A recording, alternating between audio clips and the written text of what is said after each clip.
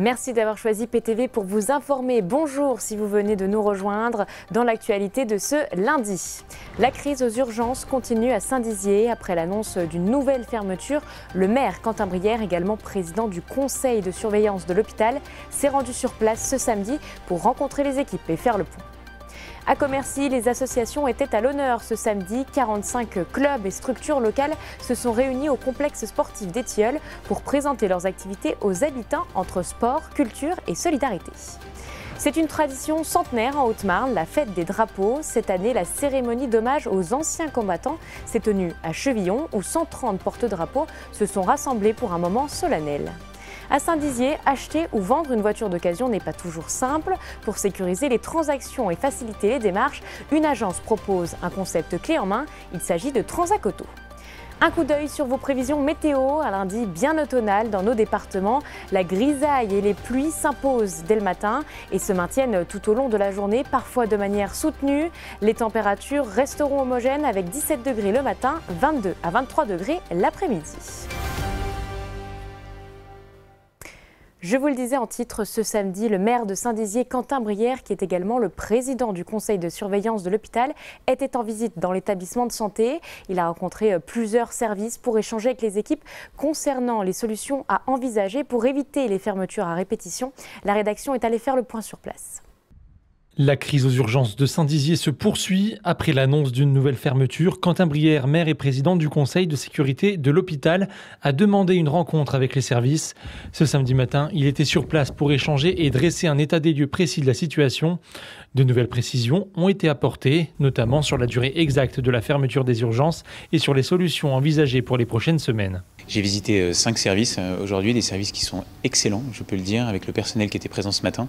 Et cette visite m'a permis d'entrer plus profondément dans cette crise que traverse l'hôpital. On a un centre hospitalier qui est un très bel outil, mais aujourd'hui, effectivement, la situation est très préoccupante. Et nous prenons acte de cette crise que traversent les urgences, mais il y a d'autres services aussi qui sont en difficulté. Et donc j'ai rencontré le personnel, ils sont très bien, ils sont très forts, ils ont beaucoup d'expérience, je peux vous le dire, et leur matériel est bon. On est à peu de choses pour que tout aille mieux. Mais aujourd'hui, on traverse une crise de confiance dans cet hôpital, à la fois en interne et avec les autres centres hospitaliers. J'ai eu une réunion que j'ai souhaitée sur la question des plannings, c'est-à-dire de remplir les plannings aux urgences pour qu'il y ait du monde. J'ai souhaité que désormais, sous mon pilotage, il puisse y avoir tous les 3 jours une réunion sur cette question des plannings. Il y a beaucoup qui peut être fait encore pour augmenter nos capacités à recruter. Voilà. C'est une question de moyens humains, c'est une question de moyens financiers aussi. Nous pouvons le faire et nous allons le faire. Dès mercredi, j'aurai donc une réunion de crise sur ce sujet à nouveau, je l'ai souhaité. Et jeudi, je continuerai à visiter les autres services de l'hôpital, que je connais pour une grande partie, mais là, je vais les entendre sur cette crise. Et voici notre image du jour, une lune rouge qui brille dans le ciel. Cette photo prise par un Meusien met en valeur un phénomène rare que l'on appelle la lune de sang. Ce phénomène qui teint de rouge le satellite de la Terre se produit quand le Soleil, la Terre, la Lune sont parfaitement alignés dans cet ordre et que la Lune est dans sa phase pleine. Ce samedi, la ville de Commercy a mis en avant 45 structures associatives de sa ville. Pour le forum des associations, le complexe sportif des Tilleuls a vu se mélanger sport, culture, vie locale et solidarité pendant quelques heures pour que les commerciens et les habitants puissent découvrir un large panel d'activités à faire sur le territoire. C'est un reportage de Mathis Grenier et Célia Richard. Comme chaque année depuis 6 ans, Commercy met à l'honneur ses associations. Le complexe sportif des Tilleuls a accueilli 45 clubs et associations, allant du sport à la culture, en passant par la solidarité. Ce forum est l'occasion pour certains de se faire connaître et de démocratiser leur discipline. C'est le cas des archers commerciens, le club de tir à l'arc de Commercy. Le forum nous apporte une visibilité que la commune nous permet d'avoir avec ce forum. Ça permet aussi de rencontrer d'autres associations et de mettre en place des partenariats ou des activités en commun sur nos créneaux. Donc aujourd'hui en démonstration, on propose trois types de tirs différents. Donc déjà une initiation simple, tir sur cible classique on va dire. Et on a aussi ce qu'on appelle un filet de jeu, c'est-à-dire un filet à point pour avoir une ambiance un peu plus ludique et une cible type dart pour montrer la diversité des activités loisirs qu'on peut proposer. Pour d'autres associations, il est question de fidéliser les adhérents. L'Université de la culture permanente vient depuis 6 ans au Forum et a pour objectif de proposer un accès facilité à l'apprentissage et à la culture par des conférences, des cours ou encore des voyages et des sorties. Évidemment, les premiers intéressés, c'est les adhérents des années précédentes. Mais là, on voit bien qu'il y a un public qui est à la recherche d'activités. On est là pour saisir cette recherche et parfois il y a des gens qui viennent directement. Ils ont entendu parler, mais ils veulent qu'on en parle entre nous. Donc c'est ça la vertu de cette rencontre. Cette journée était aussi l'occasion de remettre 23 Oscars, récompensant les sportifs pour leur performance ou encore les bénévoles engagés pour leur investissement associatif. C'est une tradition unique en France. La fête des drapeaux, cérémonie d'hommage aux anciens combattants, se déroule chaque année en Haute-Marne depuis 1921. L'édition 2025 s'est tenue à Chevillon avec pas moins de 130 drapeaux présents. C'est un reportage de Gaël Bossu. De l'extérieur, c'est une messe ordinaire. Mais quand on rentre dans l'église Saint-Hilaire ce samedi matin, plus d'une centaine d'étendards tricolores occupent les bancs. C'est la fête des drapeaux, une cérémonie d'hommage aux anciens combattants qui a lieu tous les ans en Haute-Marne. J'ai cité le maréchal Foch qui disait « Un peuple sans passé est un peuple sans avenir ». Se rappeler les conflits d'hier devrait nous donner l'envie de les éviter pour aujourd'hui et de tout mettre en œuvre pour que ça ne se reproduise pas demain. Voilà. Alors bien sûr, la nature humaine est telle qu'il est plus facile de détruire que de construire, il est plus facile de se battre que de s'aimer, et finalement on peut peut-être par cette petite piqûre de rappel inviter à être des porteurs de paix. Après une première partie religieuse, place au défilé militaire. Les 130 porte-drapeaux, représentant autant d'associations d'anciens combattants, forment un cortège impressionnant dans les rues. Direction le monument aux morts pour une prise d'armes colorée. À la fête de Jeanne d'Arc. Alors c'est honorer tous les drapeaux de toutes les associations patriotiques de la Haute-Marne. Donc vous voyez, aujourd'hui, il y en a 128 qui sont représentés. C'est une fête qui est magnifique et qui rend hommage à tous nos anciens disparus. Comme vous pouvez voir, c'est rien que sur le monument aux morts de Chevillon, vous en avez quand même 67 qui sont inscrits sur le monument. Chaque année, la fête des drapeaux change de ville de célébration. Pour cette édition 2025, c'est la commune de Chevillon qui a été choisie.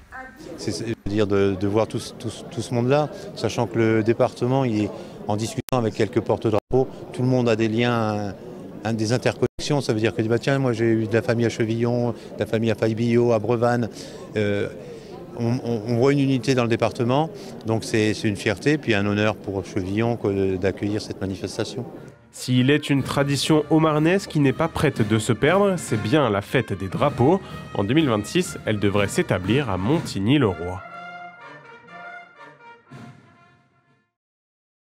À Saint-Dizier, vendre ou acheter une voiture d'occasion peut vite devenir un parcours semé d'embûches. Prix difficile à estimer, démarches administratives complexes, manque de garantie.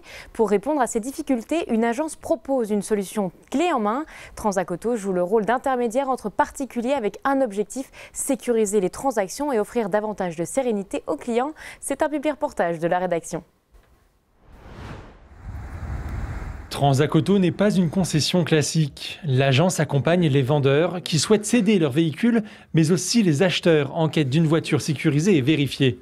Un concept qui repose sur un principe simple, faciliter la transaction tout en garantissant plus de sérénité. Nous, le but, en fait, c'est qu'on va mettre en relation les vendeurs et les acheteurs. Donc, on n'est ni concessionnaire ni garage. En fait, on n'achète pas les véhicules. On est vraiment là pour les mettre en lien en apportant, du coup, tout ce qu'un particulier ne peut pas apporter comme service. On va proposer, des garanties qui sont valables chez les constructeurs, un paiement sécurisé. Donc, ça, c'est quand même quelque chose qui est beaucoup recherché et une grosse visibilité. Livraison aussi, les financements, des reprises en fonction du stock. Là, on va apporter, en fait, tout ça pour sécuriser et ajouter vraiment une grosse plus-value puisqu'on a un gros réseau. Comme je l'ai dit, on a plus de 200 agences. On est partout en France, ce qui fait que on vend pas mal nos véhicules sur tout le territoire. On est aussi présent en Belgique. La petite équipe de Saint-Dizier prend en charge toutes les étapes, estimation du prix de vente, diffusion des annonces, mise en relation avec les acheteurs et accompagnement jusqu'à la transaction finale. L'objectif, répondre à la demande croissante de services de confiance dans un marché de l'occasion en plein essor. Pourquoi ici plutôt qu'ailleurs? C'est simple. Transat Auto aujourd'hui, comme je le disais, c'est plus de 200 franchises en France. On regroupe plus de 17 000 annonces rien qu'au sein de Transat Auto. En plus du fait qu'on ait des garanties qui vont de 3 à 24 mois, qu'on ait des paiements sécurisés ou même des livraisons dans toute la France. En plus de tout ça, on a vraiment ce côté luxe de pouvoir choisir un peu les véhicules qu'on représente. Si demain, moi, je propose un véhicule à mes clients, c'est que j'ai 100% confiance au véhicule. C'est qu'il y a un suivi qui est plus que correct, c'est que l'état général du véhicule est plus que correct. Sinon, moi bien évidemment, j'ai pas pour but de représenter des véhicules qui vont être en mauvais état forcément. Le digital n'est pas en reste. Les véhicules disponibles à Saint-Dizier sont également visibles sur l'ensemble du réseau Transat Auto, qui rassemble 450 collaborateurs et près de 4500 véhicules à l'échelle nationale. L'émission Tous en cuisine a fait escale à Vitry-le-François jeudi 4 septembre. Pendant la journée, plusieurs émissions ont été tournées, une le matin, une l'après-midi. Le présentateur Jérôme Anthony était présent pour prendre des photos, mais surtout pour faire à manger en suivant les instructions de Cyril Lignac. Léo Martin était sur place.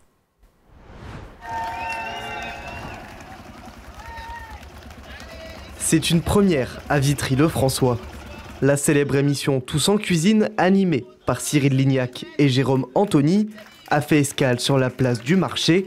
Pendant toute une journée, le co-animateur a bien évidemment cuisiné, mais a aussi pris la pause avec des fans. Tant au début de mon parcours professionnel, fait des allers-retours entre Nancy et Paris. Et donc je m'arrêtais toujours ici prendre un café à Vitry-le-François. Au petit bistrot ici, le petit bistrot de l'autre côté sur la place d'Armes je crois. Grandi avec cette culture du cirque qui se déplace comme ça de ville en ville. J'ai toujours adoré ça. Et donc je me retrouve à faire ça aujourd'hui, c'est un peu le hasard, mais ça me convient très très bien. C'est tout à fait ce que j'aime. C'est tout à fait ces petits moments de souvenirs qu'on garde en tête après, plus tard, on en parle encore. Et moi, ce que je veux, c'est que les gens repartent qu'avec un bon souvenir. C'est pour ça que je me prête au jeu, des photos, des rencontres, d'un petit échange, d'un bavardage. Voilà, je joue le jeu. Je joue le jeu vraiment avec beaucoup de sincérité. La cuisine, c'est mon piège en fait dans l'émission. C'est-à-dire que moi, je suis piégé par une activité qui m'est un peu étrangère. Et c'est ce qui fait rire Cyril et c'est ce qui fait rire les gens et plutôt aussi les enfants qui regardent l'émission et qui se marrent parce que je mets des déguisements, parce que je suis maladroit, parce que voilà. Avec le camion Miam Miam, il se déplace dans toute la France. Il était encore en Bourgogne il y a quelques jours. Plus d'une cinquantaine de personnes se sont rassemblées autour de la cuisine itinérante.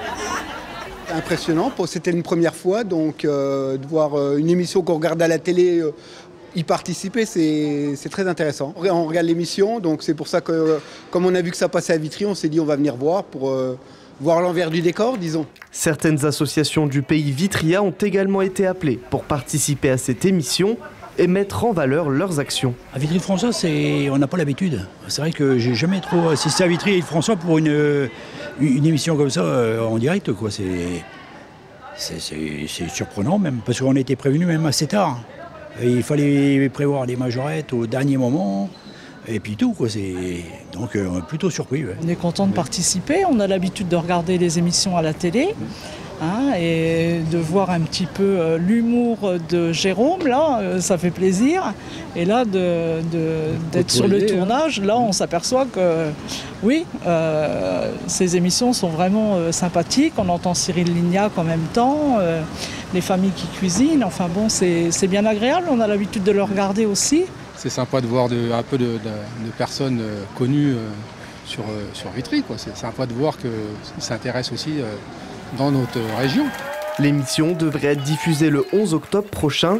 En attendant, les Vitriens ont profité de cette journée pour se donner des idées de recettes et des conseils culinaires.